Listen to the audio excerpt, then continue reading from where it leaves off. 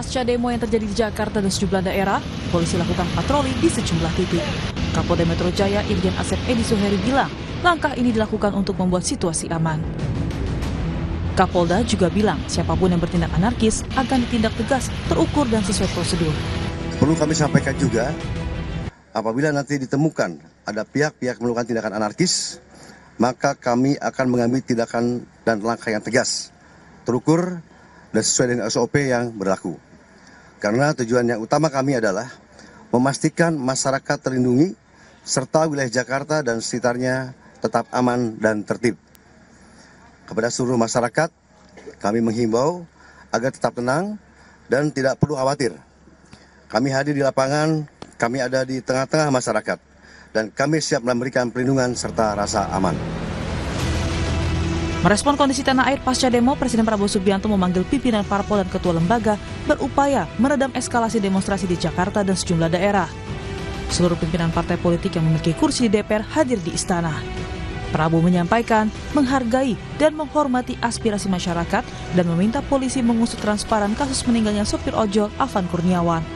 Prabowo juga memerintahkan TNI Polri untuk menjaga fasilitas umum serta menindak para pelanggar hukum yang menyusupi demo murni penyampaian aspirasi. Menghormati dan terbuka terhadap kebebasan penyampaian pendapat dan aspirasi yang murni dari masyarakat. Terhadap petugas yang kemarin melakukan kesalahan ataupun pelanggaran, saat ini kepolisian negara Republik Indonesia telah melakukan proses pemeriksaan. Ini telah saya minta dilakukan dengan cepat, dengan transparan. Aspirasi murni yang ingin disampaikan harus dihormati. Hak untuk berkumpul secara damai harus dihormati dan dilindungi. Namun kita tidak dapat pungkiri bahwa sudah mulai kelihatan gejala adanya tindakan-tindakan di luar hukum, bahkan melawan hukum, bahkan ada yang mengarah kepada makar kepada pihak kepolisian dan TNI. Saya perintahkan untuk mengambil tindakan yang setegas-tegasnya terhadap segala macam bentuk pengerusakan fasilitas umum, penjarahan terhadap rumah individu ataupun tempat-tempat umum atau sentra-sentra ekonomi. Sebelumnya, Presiden Prabowo mengundang 16 pimpinan organisasi kemasyarakatan Islam ke kediamannya di Hambalang, Bogor, Jawa Barat. Pertemuan digelar di tengah aksi demonstrasi yang terjadi beberapa titik sebagai protes atas tunjangan anggota DPR dengan nilai fantastis. Usai bertemu Presiden, Ketua Umum Pengurus Pusat Muhammadiyah Haidar Nasir menekankan pentingnya persatuan kesatuan bangsa. Haidar Nasir juga mengajak masyarakat untuk memanfaatkan demokrasi dengan rasa tanggung jawab. Bahwa persatuan, keutuhan, dan masa depan bangsa itu perlu kita jaga bersama. Kami memahami demokrasi dan aspirasi, tetapi hendaknya dan kami yakin seluruh rakyat Indonesia dapat memanfaatkan demokrasi itu dengan penuh pertanggungjawaban, keadaban, dan mewaspadai tidak terkontaminasi oleh hal-hal yang membawa pada kekerasan dan perbuatan-perbuatan yang meruntuhkan keutuhan dan kesatuan bangsa Indonesia. Publik pun berharap negara hadir dengan kebijakan nyata demi kepentingan rakyat. Tim Liputan Kompas TV. Saudara, pasca aksi demo di sejumlah daerah sebagai bentuk gelombang kekecewaan publik terhadap kinerja anggota wakil rakyat yang dinilai tak berempati saat ekonomi rakyat sulit. Tak cukup hanya menonaktifkan kader bermasalah, ini bisa jadi momentum partai politik membenahi kadernya yang berkomitmen pada rakyat. Meski begitu, aspirasi yang damai pun tetap dikedepankan. Namun bagaimana seharusnya negara hadir dan memastikan kepentingan rakyat bisa terakomodir? Kita bahas bersama sejumlah narasumber yang hadir melalui sambungan daring. Wakil Ketua Umum Majelis Ulama Indonesia Anwar Abbas. Assalamualaikum Pak, selamat pagi. Waalaikumsalam warahmatullahi wabarakatuh. Selamat pagi. Terima kasih Pak Anwar sudah bergabung di Dialog Sapa Indonesia Pagi, dan juga pengamat politik sekaligus Direktur Eksekutif Trias Politika Strategis Agung Baskoro. Selamat pagi Mas Agung. Pagi Mas Mario, Pak Anwar. Dan juga nantinya akan bergabung Pagi, bersama Mas kita Agung. pengamat sosial Universitas Indonesia Devi Rahmawati yang masih berusaha kita hubungi. Oke, sepertinya sudah bergabung dengan kita, terhubung. Mbak Devi, selamat pagi. Selamat pagi Mas, selamat pagi para Bapak. Sebelumnya sudah ada Pak Anwar, Wakil Ketua MUI, dan juga Mas Agung, pengamat politik Trias Politika. Terima kasih Bapak Ibu sudah bergabung di Dialog Sapa Indonesia Pagi pada hari ini. Saya ke Pak Anwar terlebih dahulu. Pak Anwar, bagaimana Anda melihat respons publik yang masih terjadi hingga saat ini dari MUI, tanggapannya seperti apa? Ya, kalau kita melihat apa yang terjadi hari ini, itu unjuk rasa yang luar biasa ya. Itu kalau dilihat dari perspektif teori aksi-reaksi, itu bukan aksi, tapi itu adalah reaksi. Reaksi terhadap apa? Reaksi terhadap kekecewaan yang sudah menggumpal, yang sudah cukup banyak, yang berakumulasi ya. Misalkan dalam bidang hukum, sebagai contoh, hukum tajam ke bawah, tumpul ke atas gitu ya. Tajam kepada lawan, tumpul pada kawan gitu kan. Kemudian dalam bidang ekonomi, kebijakan-kebijakan yang dibuat oleh pemerintah bias kepada usaha-usaha besar dan kurang berpihak kepada usaha-usaha kecil dan mikro gitu kan. Dalam bidang pendidikan, biaya pendidikan yang sangat mahal gitu kan. Kemudian gaji pegawai-pegawai BUMN, pejabat BUMN yang besarnya luar biasa, sementara gaji guru dianggap sebagai beban oleh pemerintah ya kan. Kemudian banyak lagi hal-hal ya, kemudian yang sangat betul-betul membuat masyarakat kecewa itu adalah perilaku anggota DPR yang menari-nari dan berjoget-joget ya. Ya, mereka beriang-riang sementara banyak rakyat yang hidup susah.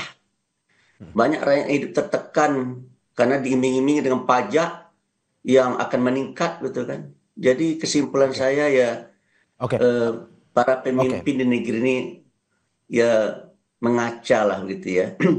Kalian kali ini menjadi pemimpin kan adalah karena dipercaya oleh rakyat. Tetapi kalau udah jadi pemimpin, jadi anggota DPR ya jagalah amanah gitu kan. Apalagi polisi kita lihat ya. saya rasa di zaman kolonial Belanda nggak ada polisi yang kayak gini nih, sadisnya gitu. Saya minta betul lah kepada pihak kepolisian nih, kalau akan memukul para demonstran itu jangan dipukul di kepalanya. Karena kalau udah dipukul di kepala lalu berdarah-darah, itu bisa-bisa seumur hidup dia cacat gitu. Menjadi beban bagi keluarga dan juga menjadi beban bagi masyarakat dan negara. Pak Anwar. Oleh itu saya minta betul lah ya, cara kerja polisi dalam menangani unjuk rasa supaya diperbaiki lah ya.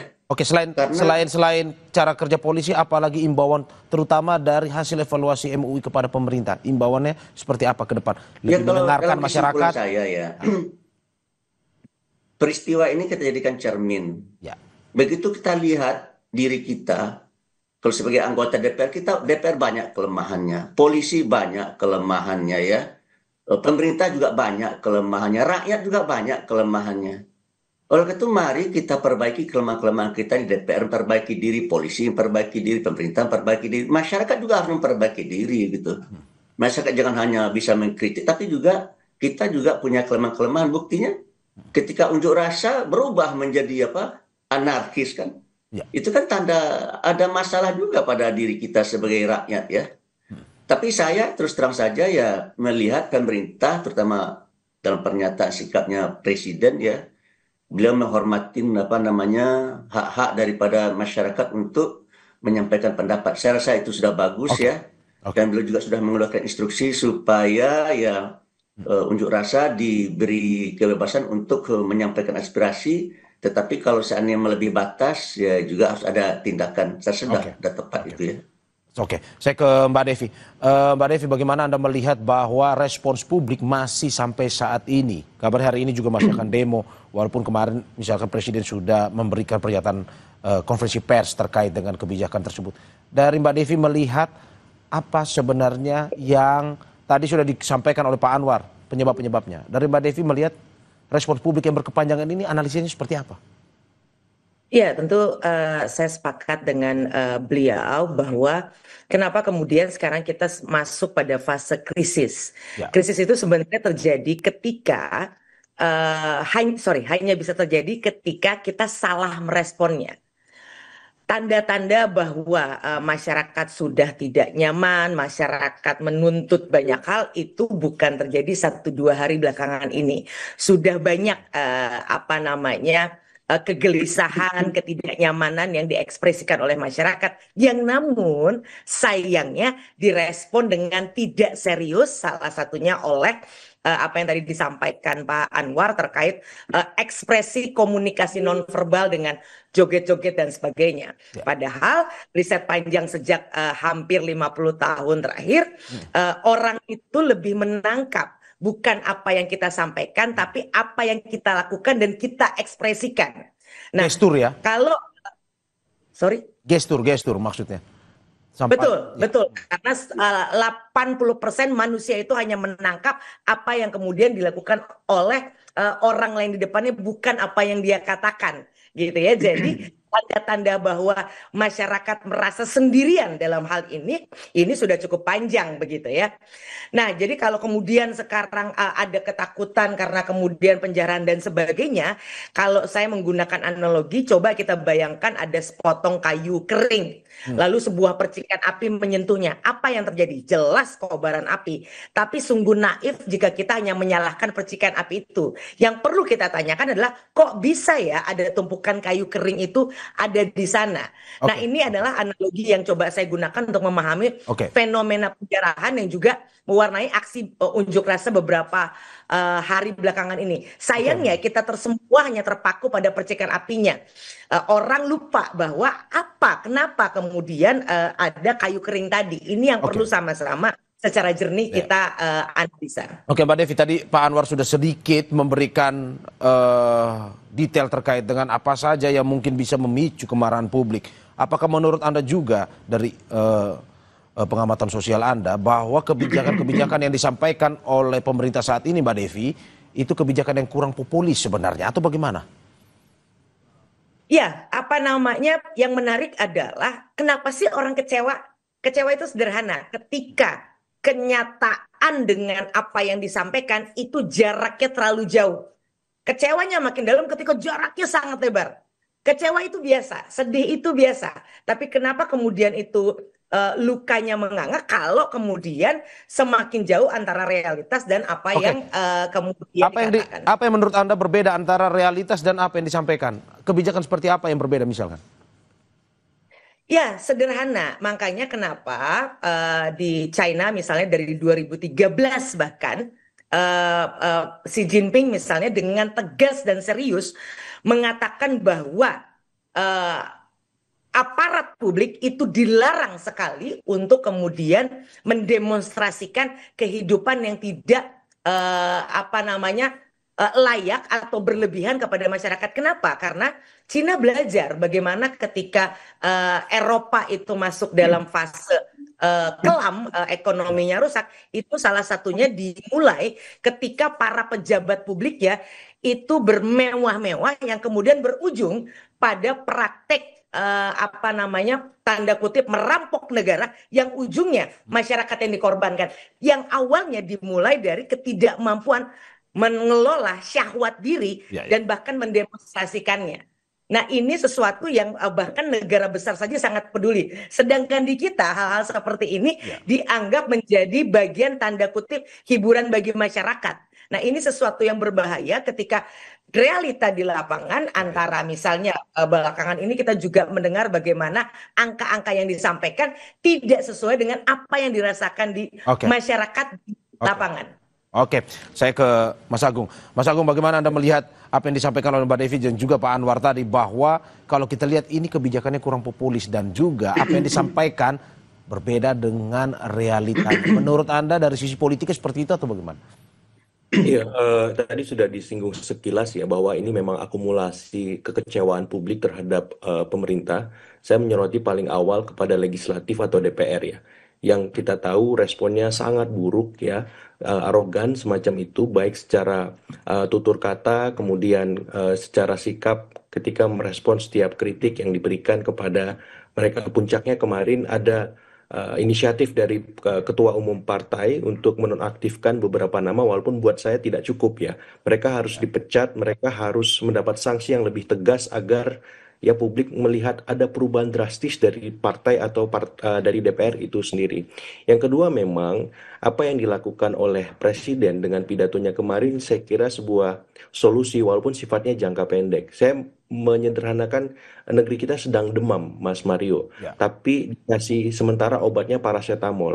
Nah, akar muasal penyakit demam ini kan bisa jadi batuk, flu, atau bahkan lebih jauh TBC dan seterusnya, butuh antibiotik, butuh obat yang lebih keras, butuh treatment yang lebih maksimal supaya apa? Akar permasalahannya bisa dicabut. Contoh misalkan di legislatif, ini gimana caranya mereformasi DPR RI. Contoh di kepolisian, bagaimana kepolisian bisa lebih baik menangani ya masa-masa demonstran. Karena apa? Karena demonstrasi itu kalau saya sederhanakan, ada masa yang benar-benar demonstrasi, ada oknum-oknum massa yang mencoba menyusupi demonstrasi. Nah, itu bisa jadi dari masa demonstran itu oknumnya, tapi juga ada oknum dari aparat itu sendiri. Oke. Saya nggak kebayang rumah Ibu Sri Mulyani bisa disasar begitu luar biasa kan. Selama ini Ibu Sri Mulyani sangat menjaga privasinya. Kok bisa orang dibiarkan ya, orang tahu banyak rumah Ibu Sri Mulyani? Itu nggak boleh, itu harus diusut tuntas kalau saya.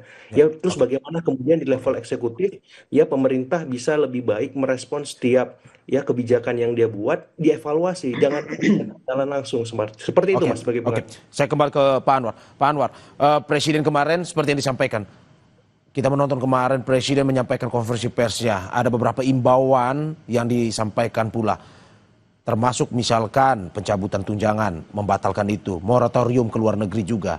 Dari MUI, apakah memang ini salah satu yang disampaikan kemarin ke Presiden pada saat pertemuan di Hambalang dan juga memang sudah memuaskan ataupun memenuhi apa yang diinginkan oleh masyarakat? Ya, sebenarnya ya apa yang dilakukan oleh Prabowo ini sudah on right track menurut saya ya. Sebagai contoh dalam bidang ekonomi ya. Sistem ekonomi kita selama ini ya terlalu didominasi oleh sistem ekonomi liberalisme kapitalisme. Nah, Prabowo merubah ini menjadi sistem ekonomi sosialisme versi Indonesia atau yang disebut oleh menantu Bung Hatta dengan sosialisme religius atau yang disebut oleh pakar ekonomi yang sudah almarhum dari Gajah Mada sistem ekonomi Pancasila ya. Jadi ini sudah benar ini, yaitu sebuah sistem ekonomi yang berpihak kepada rakyat gitu. Nah, ini pasti akan mendapatkan perlawanan dari pihak-pihak tertentu, terutama mereka-mereka yang selama ini sudah menikmatin kue ekonomi yang sangat besar gitu ya. Nah, sekarang Prabowo ingin menggeser pada seluruh, terutama mereka-mereka yang ada di lapis bawah. Ini sudah benar menurut saya ya. Kemudian Prabowo juga mengazamkan untuk memberantas korupsi ya. Ya dia sudah mulai, cuma memang tidak mudah begitu kan. Karena apa? Karena tergantung juga kepada operator di lapangan gitu ya, di pihak kejaksaan dan pihak KPK. Jadi menurut saya memang Prabowo harus punya keberanian kalau dia memang konsisten dengan azam dan cita-citanya dan visinya ya, dia terpaksa mengganti orang-orang yang tidak mendukung konsep dia. Dan kalau seandainya beliau tidak berani mengganti, menurut saya ya ini bisa jadi bumerang bagi Prabowo menurut saya ya. Karena apa? Karena nanti Prabowo pasti akan terjebak dengan kata-kata. Dalam bahasa beliau sendiri ya akan terjebak dengan omon-omon ya. Dan kalau seandainya masyarakat sudah menilai Pak Prabowo omon-omon, maka trust pada Pak Prabowo akan jatuh, akan hilang, dan itu sangat berbahaya menurut saya. Bahkan itu akan mengancam eksistensi kepemimpinan beliau. Dan menurut saya itu tidak kita mauin. Oleh karena itu Pak Prabowo kita harapkan supaya berani menjadi pemimpin yang mandiri, yang tidak dineko-nekoin oleh yang lain gitu, dan tidak takut dengan ancaman-ancaman siapa saja. Karena saya yakin dan percaya bila Pak Prabowo bersama rakyat, maka rakyat insya Allah akan melindungi, akan berjuang bersama beliau. Oke. Jika memang pada akhirnya memang ini sesuai dengan apa yang kita inginkan, kembali ke masyarakat, ekonomi pun bisa mensejahterakan masyarakat. Pak Anwar, bagaimana ini mengimbau kepada masyarakat khususnya yang mendemonstrasi untuk bisa melakukan penyampaian pendapat dengan terukur tanpa pada akhirnya ya terjadi lagi seperti demonstrasi yang berkepanjangan ini? Ya, karena apa disampaikan oleh Pak Prabowo dinilai oleh masyarakat dalam implementasi tidak sama. Contoh Danantara ya. Ya. Danantara itu kata mereka bagus. Tapi Danantara itulah sebuah konsep yang berorientasi pada pertumbuhan ekonomi. Ya. Timbul pertanyaan pada diri masyarakat. Oke. Lalu bagaimana halnya dengan masalah pemerataan? Gitu. Jadi yang dipikirkan jangan hanya pertumbuhan ekonomi, tapi juga masalah pemerataan. Apalagi di saat pengangguran angkanya luar biasa. Ya. Di saat angka pencari kerja betul-betul mengerikan ya. Sebagai contoh misalkan gini. Pak Yusuf Kala perusahaannya memerlukan hanya 20 orang insinyur. Sementara yang melamar 23.000, coba bayangkan itu. Oke, Pak. Yang dia perlukan hanya 20, yang melamar 23.000. Ada apa ini kan gitu kan? Oke. Oleh karena itu negara harus hadir. Nah, kalau negara harus hadir, kebijakannya bukan hanya kepada pertumbuhan ekonomi, tapi juga pada pemerataan. Oke. Jadi oleh karena itu bagi saya ya banyak hal-hal yang maksudnya baik, tapi ketika diimplementasikan ada kesenjangan antara maksud dengan realita gitu. Itu yang jadi pertanyaan. Oke, saya ke Mbak Devi. Ini menarik bahwa sekali lagi disampaikan bahwa ada perbedaan antara realita dan juga apa yang disampaikan. Kalau dari Mbak Devi sendiri ini melihat ke depan, bagaimana apa yang sudah disampaikan oleh Presiden dalam konferensi pers kemarin, mencabut tunjangan, memberhentikan anggota DPR yang kemarin mendapat kritik dari publik, serta moratorium ke luar negeri. Menurut Anda, dari segi pengamatan sosial, sudah memuaskan publik untuk tidak lagi untuk akhirnya menerima dan tidak lagi ini berkepanjangan demonstrasinya itu bagaimana? Ya, sepertinya belakangan ini dari mulai kemarin sore ada 11 atau 12 tuntutan yang menurut saya adalah tuntutan yang betul-betul tidak menguntungkan pribadi-pribadi manapun. Tapi kalau memang ini kemudian dijalankan, tentu akan menjadi bagian yang tidak terpisahkan untuk mencapai mimpi 2045 Indonesia Emas. Jadi menurut hemat saya, kita perlu serius dan jernih melihat bahwa masyarakat itu benar-benar memikirkan masa depan bangsa, bukan hanya para elit. Nah, ini sebenarnya adalah bagian dari penguatan bagi hal-hal yang mungkin sebagian besar elit juga saya optimis percaya bahwa ini satu hal yang memang sedang mereka perjuangkan. Hanya saja memang ada proses yang masyarakat melihat kenapa ya ada hal-hal yang sangat lama sekali, tapi di satu sisi ada hal-hal yang kelihatannya dengan mudah kemudian diproses. Nah, gambaran-gambaran seperti ini di hari ini dengan saluran informasi yang begitu mudah dicapai sangat sulit bagi siapapun untuk sekedar berretorika karena informasi yang cepat membuat masyarakat dengan mudah kemudian melakukan risetnya sendiri apakah harapan mereka itu sudah dipenuhi atau tidak. Nah, tapi yang perlu kita pahami adalah jangan kemudian kita harus ingat bahwa Martin Luther King misalnya pernah bilang kerusuhan yang kalau sekarang kan akhirnya fokusnya justru pada kerusuhannya itu adalah sebenarnya bahasa dari mereka yang tidak didengar. Jadi sekali lagi kita kemudian jangan memojokkan masyarakat, jangan kemudian hanya sekedar sekarang fokus pada siapa yang menjarah apa, ini ada yang tidak beres dan sebagainya. Ingat, jangan lupa pelajaran dunia misalnya tahun 65 di Amerika juga pernah terjadi bagaimana tokoh-tokoh yang disasar itu sangat spesifik. Seperti kemarin belakangan ini yang disasar spesifik sekali. Nah, ini menunjukkan bahwa memang masyarakat dengan sangat serius menyasar simbol-simbol yang dianggap mewakili ketidakadilan. Jadi tolong jangan kemudian kita lagi-lagi menutup membutakan telinga dan menulikan mata kita dengan kemudian hanya fokus pada penjarahannya. Ingat, ada pesan yang sangat serius yang disampaikan oleh masyarakat yang tolong juga serius direspon. Oke, saya ke Mas Agung. Mas Agung, ada respons dari masyarakat untuk ini menyampaikan apa yang menjadi ketidakpuasan mereka. Menurut Anda DPR salah satunya dan bagaimana kemarin Presiden memanggil partai politik tersebut, ketua umumnya, apa yang harus dilakukan sebenarnya selain apa yang disampaikan oleh Presiden kemarin? Ya, hari ini semua massa turun ke jalan untuk demonstrasi, Mas. Salah satunya pusatnya itu di DPR. Sambut mereka. Anggota-anggota Dewan harus standby di sana, mendengar aspirasi masyarakat. Ajak mereka masuk, diskusi, dialog, jalankan fungsi-fungsi pengawasan, legislasi, budgeting, representasi. Jangan ada jarak dengan masyarakat. Jangan terputus aspirasi mereka dengan orang-orang yang mewakilinya. Jadi saya kira hari ini mata kita melotot melihat DPR RI. Dan yang paling penting sebenarnya, ini bukan hanya dilakukan oleh teman-teman DPR pada saat masa-masa genting, tapi setiap harinya mereka serba hadir dimanapun masyarakat membutuhkan. Di dapil mereka ada. Di Jakarta ketika memang harus bersidang mereka datang absen, ya.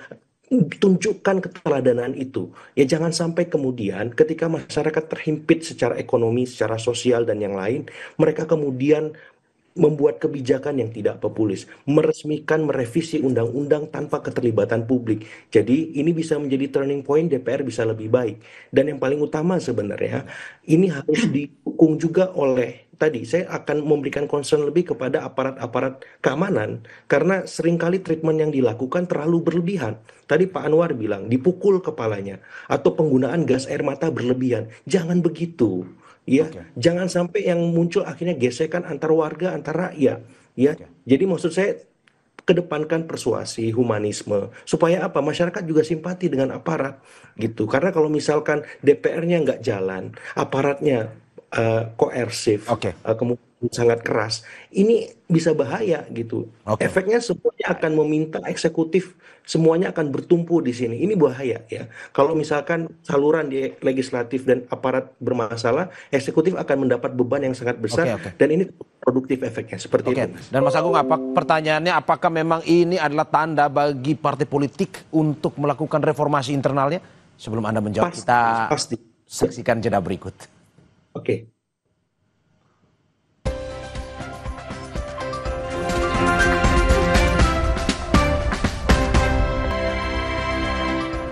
Terima kasih masih di Sapa Indonesia Pagi, saudara, dan sudah masih bersama saya narasumber saya, Wakil Ketua Umum Majelis Ulama Indonesia Anwar Abbas, pengamat sosial Universitas Indonesia Devi Rahmawati, dan pengamat politik sekaligus Direktur Eksekutif Trias Politika Strategis Agung Baskoro.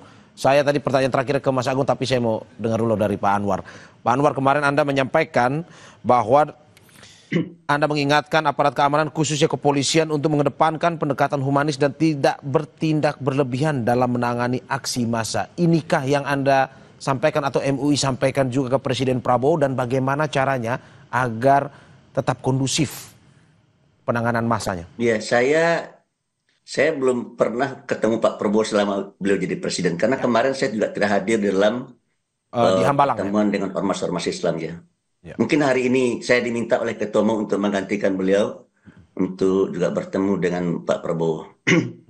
Apa yang ingin disampaikan? Kenapa, Pak? Apa yang akan disampaikan terutama terkait dengan penanganan massa ini?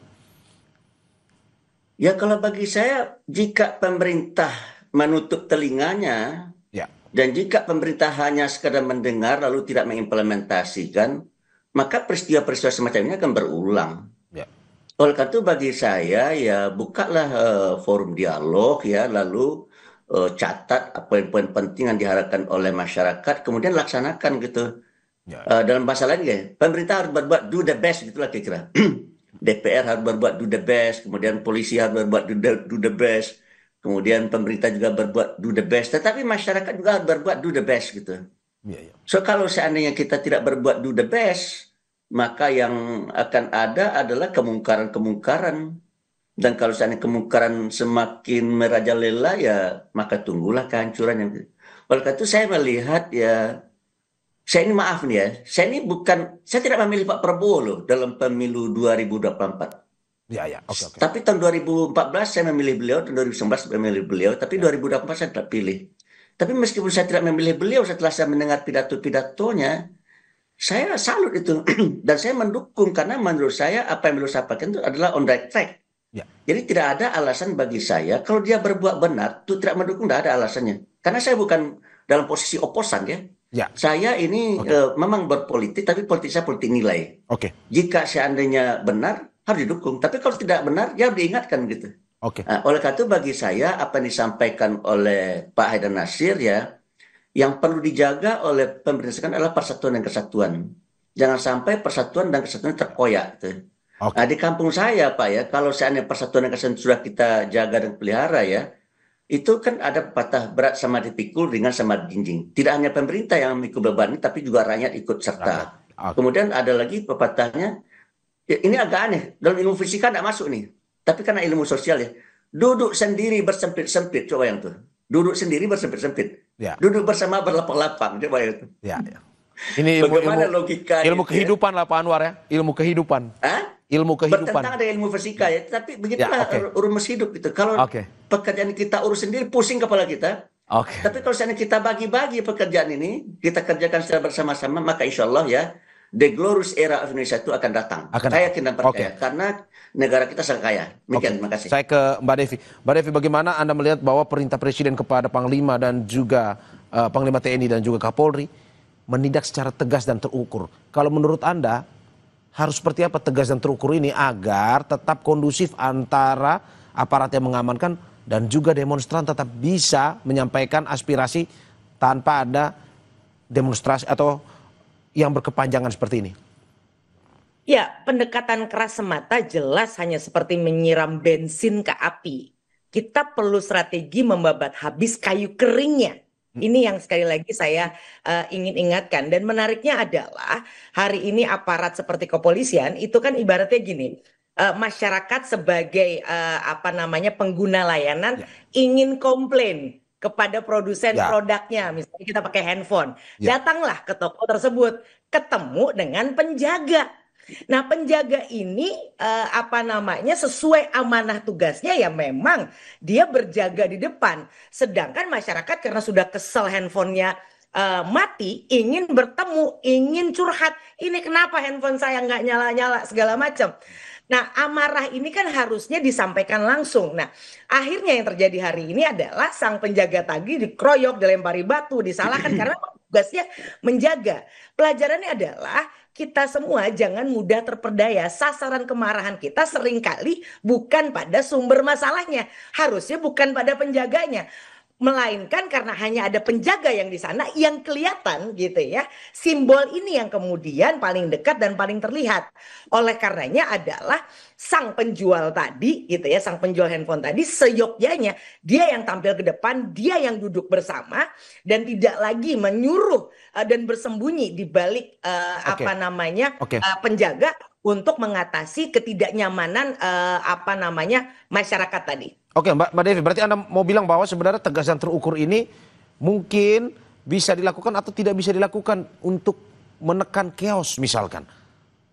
Kalau terus-menerus tadi analogi saya orang handphonenya rusak tetap nggak ketemu dan tidak tetap hidup ini handphone, siapapun yang menjadi penjaga gerbang tadi akan sampai pada titik di mana mereka tidak lagi mampu menahan pintu gerbang tersebut. Oke, intinya dialog harus tetap dilakukan ya. Apa yang menjadi keinginan masyarakat? Pada akhirnya solusinya handphone saya bisa hidup atau tidak. Dan bagaimana kemudian kalaupun mati handphonenya tidak bisa hidup dalam waktu dekat, ada orang yang ahli yang menjelaskan. Tidak mungkin sang penjaga yang kemudian harus menjelaskan hal tersebut. Oke, saya ke Mas Agung. Mas Agung, bagaimana Anda melihat evaluasi seperti ini? Bahwa tadi yang seperti saya sampaikan, apakah ini menjadi sinyal ataupun tolak ukur dari partai politik, reformasi internal, sehingga apa yang menjadi kebijakan ini disampaikan ke masyarakat bisa berdialog, bisa menerima, seperti yang mungkin selama ini tidak dilakukan. Mungkin ada hal baru yang bisa dilakukan nanti. Iya, ini tanda baik ya Mas, untuk melakukan semacam rekrutmen, kemudian kaderisasi kader-kader partai untuk lebih baik semacam itu. Dan bagi masyarakat, saya melihat mereka harus memilih ya anggota dewan, calon legislatif sesuai dengan kualitasnya, sesuai dengan kapasitasnya. Jadi pilihlah wakil rakyat yang memang punya visi, punya rekam jejak, bukan hanya sebatas ya punya isi tas. Ya, sehingga memang efeknya sekarang kita terima. Sehingga ke depan ya partai-partai juga harus terlibat memastikan orang-orang yang mendaftar di partainya memang benar-benar punya kualitas, bukan sebatas isi tas tadi. Sehingga ini bisa dicerna dengan baik oleh masyarakat dan outputnya itu kita punya wakil-wakil rakyat yang lebih berpihak, lebih empatik, lebih persuasif. Sehingga ketika kita ada tuntutan, ada aspirasi, itu punya kanalisasi yang jelas. Nah, masalahnya hari ini kanal itu tertutup. Walaupun kemarin sudah di-endorse oleh Presiden lewat pidatonya, mulai besok atau mulai saat ini silahkan ya diundang wakil-wakil massa, apakah itu mahasiswa, buruh, ormas dan seterusnya, untuk bisa berdialog, untuk bisa berdiskusi dengan anggota dewan kita. Nah, saya ingin melihat implementasinya hari ini. Apakah itu terwujud? Apakah ada anggota dewan yang standby mendengar aspirasi masyarakat? Apakah ada yang diajak dialog? Apakah ada yang turun ke jalanan bersama massa untuk mendengarkan langsung aspirasi mereka? Ini kan akhirnya soal mental, soal skill set mereka, mindset mereka, berani nggak bertanggung jawab atas kesalahan yang sudah mereka buat ketika masa akhirnya terus tumpah ruah ke jalan. Berani nggak mereka menghadapi itu? Berani nggak mereka bercengkrama dengan masyarakat yang mereka wakili untuk mendengar langsung aspirasi itu? Nah, kalau ini sudah terjadi, nanti kemudian ada anarkisme.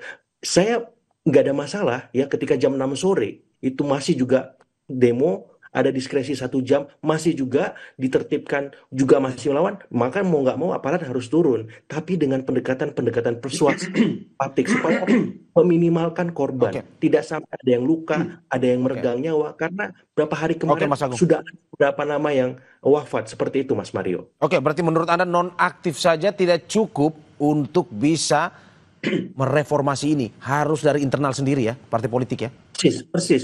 Dan harus lebih progresif, Mas. Apalagi kita tahu hari ini banyak tuntutan dari teman-teman ya Gen Z milenial diaspora kita itu sangat luar biasa masif ya. Karena ada sosiodemografi yang berubah. Kalau mindset anggota dewan masih melihat Indonesia masih didominasi generasi yang ya biasa menerima dan seterusnya, saya kira hari ini sudah berubah, generasinya sangat kritis, sangat teredukasi, terpapar informasi teknologi yang ekstrim. Jadi kalau mereka nggak kreatif, kalau mereka nggak sensitif, kalau mereka nggak solutif, hati-hati ini. Seperti itu. Oke, saya ke Pak Anwar.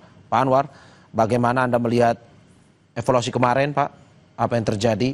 Apa yang disampaikan, aspirasi ini yang disampaikan itu mungkin saja masih belum didengar oleh terutama baik itu pemerintah eksekutif ataupun dari legislatif. Apa yang harus dilakukan ke depan? Terutama tadi Anda sudah banyak soal eksekutif, legislatif ke depan, partai politik dari MUI sendiri. Bagaimana bisa tidak tone deaf lah, mau mendengar masyarakat? Iya. Saya rasa apa yang dilakukan oleh Presiden sudah baik ya. Anggota DPR yang menyakiti rakyat harus diberhentikan. Polisi yang menyakiti hati rakyat harus diberhentikan.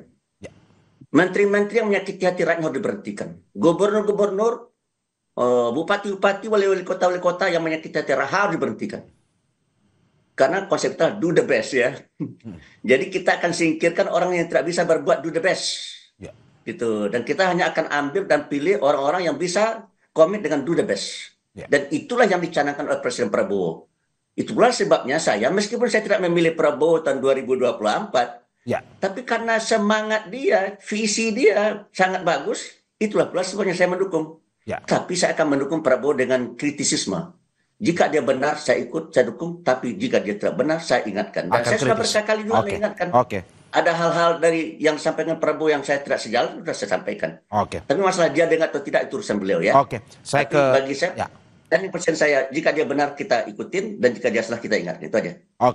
Tetap sikap kritis ini masih perlu dilakukan. Mbak Devi, bagaimana Anda melihat ke depan, terutama dari pihak-pihak legislatif seperti Anda sudah sampaikan, perlu mendengar partai harus bisa memilih kader-kader yang lebih cakap untuk bisa berkomunikasi masyarakat pun juga menerima aspirasi masyarakat. Menurut Anda seperti itu? Ya, komunikasi yang didengarkan adalah komunikasi yang berbasis kebenaran, bukan kebohongan. Jadi Anda bilang Anda baik tapi di belakang Anda tanda kutip mencuri, komunikasi Anda tidak akan berarti apa-apa. Jadi komunikasi di ujung yang harus dimulai dari aksi nyata. Jadi ini yang mungkin dugaan saya kenapa hari ini misalnya anggota dewan belum menemui, karena mungkin mereka khawatir apa yang dikomunikasikan tidak sesuai dengan apa yang dapat dilakukan. Nah, memang solusi jangka panjangnya jelas urusan kesenjangan tadi itu akar masalahnya. Oleh karenanya pemerataan ekonomi, pemberantasan korupsi dan akses layanan publik yang merata menjadi vaksin terbaik untuk mencegah ledakan sosial. Yang kedua, untuk jangka menengah jelas perbaiki dan perkuat komunikasi publik. Para pemimpin wajib berempati, hindari komunikasi sensasional yang hanya memicu kepanikan moral. Dengarkan keluhan masyarakat sebelum kemudian berubah menjadi teriakan di jalanan. Dan ketiga, aksi jangka pendeknya adalah tangani krisis dengan cerdas dan cekatan. Saat kerusuhan terjadi, prioritasnya jelas keamanan dan keselamatan, lalu kemudian bereaksi terhadap akar unjuk rasa. Oke, Mbak Liv. Saya terakhir ke Mas Agung, singkat saja Mas. Bagaimana Anda melihat apa yang harus dilakukan ke depan? Seperti yang tadi disampaikan, dialog, tetapi apa yang menjadi aspirasi masyarakat perlu dilakukan secara realnya juga dilakukan. Ya, legislatif ya Mas, saya berharap sekali mulai hari ini bekerja. Kalau bisa dulu lebih dari 24 jam, 24 jam tuh. Kalau memang nggak bisa menyambut masyarakat, aktifkan itu kolom-kolom sosmed Anda. Aktif Anda di IG Live, TikTok Live. Datangi media-media seperti Kompas ini untuk ngomong, untuk ngobrol. Jangan absen ketika masyarakat butuh. Ya, diundang datang. Jadi tampil lebih berinisiatif, lebih proaktif. Supaya masyarakat mendengar suara Anda ketika situasi seperti sekarang. Jangan hilang dari peredaran publik. Seperti itu Mas. Oke, terima kasih Bapak Ibu atas apa yang disampaikan. Dan kita harapkan memang ini menjadi sebuah evaluasi yang lebih konkret ke depan, baik itu untuk eksekutif maupun juga untuk legislatif demi bangsa kita sendiri. Terima kasih Wakil Ketua Umum Majelis Ulama Indonesia Anwar Abbas, pengamat sosial Universitas Indonesia Devi Rahmawati, dan juga pengamat politik sekaligus Direktur Eksekutif Trias Politika Strategis Agung Baskoro atas apa yang disampaikan. Terima kasih Bapak Ibu, sehat-sehat selalu. Terima kasih semua. Terima kasih. Saudara jangan kemana-mana karena kami akan kembali dengan informasi lainnya. Tetap di Sapa Indonesia Pagi.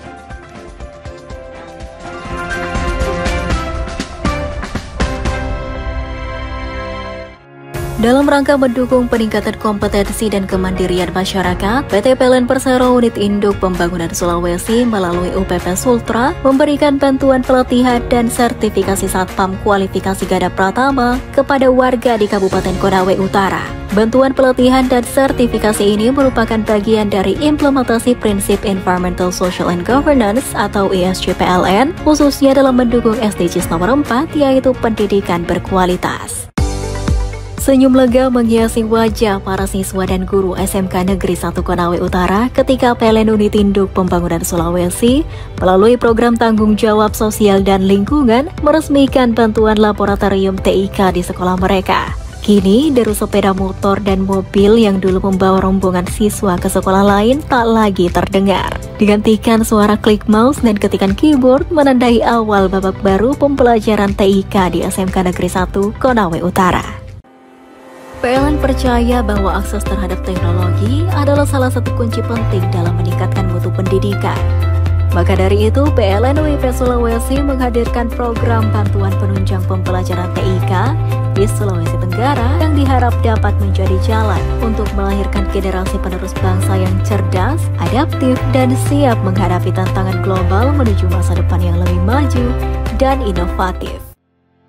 PLN UIP Sulawesi bersama Gubernur Sulawesi Tengah telah meresmikan infrastruktur ketenagalistrikan pertama di Morowali. Dengan beroperasinya infrastruktur ini, total pelanggan PLN yang berada di Provinsi Sulawesi Tengah mencapai angka sebesar 1.030.695